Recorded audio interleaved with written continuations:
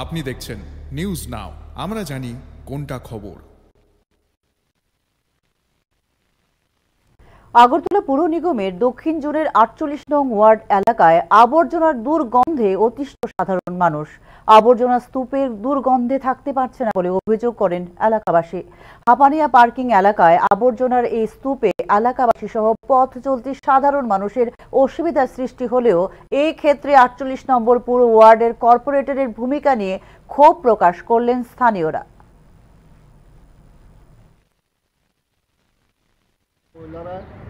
যত না হলেও তো তারা মানে না দুনিয়ার তার আরেকবার আমি প্রতিশোধ দিয়া করছে 2টা নৌকা দিল, এও কিছুই দেয় না।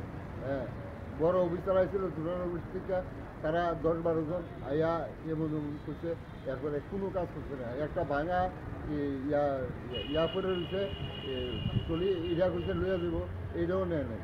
হ্যাঁ, 2টা নৌকা দিব, এডিও করেন।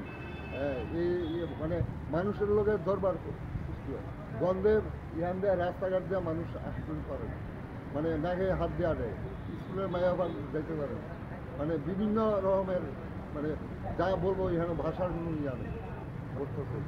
না রোজ পরিষ্কার করে না, মাঝে মাঝে আইয়া গাড়ি এটা পরিষ্কার করে না। ওই ট্রলি একটা ভাঙা ট্রলি আছে, এইটার থেকে লইয়া দেখা তারা 2টা নৌকা দিব বলছে, এও দেয়নি। হ্যাঁ, বড় অফিসার এসেছিল, তারা বলছে 2টা নৌকা দিব, আজ 2 মাস হয়ে গেছে। 2টা নৌকা দিলে এখানে কোনো সমস্যা থাকে না। বিশাল এলাকার বিশাল পাড়া এটা।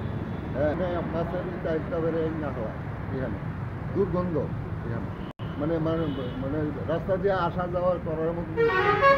এটা কত নম্বর ওয়ার্ড? এটা এটা কত নম্বর ওয়ার্ড? আপনার নাম? আমার নাম ভজন দেবনাথ।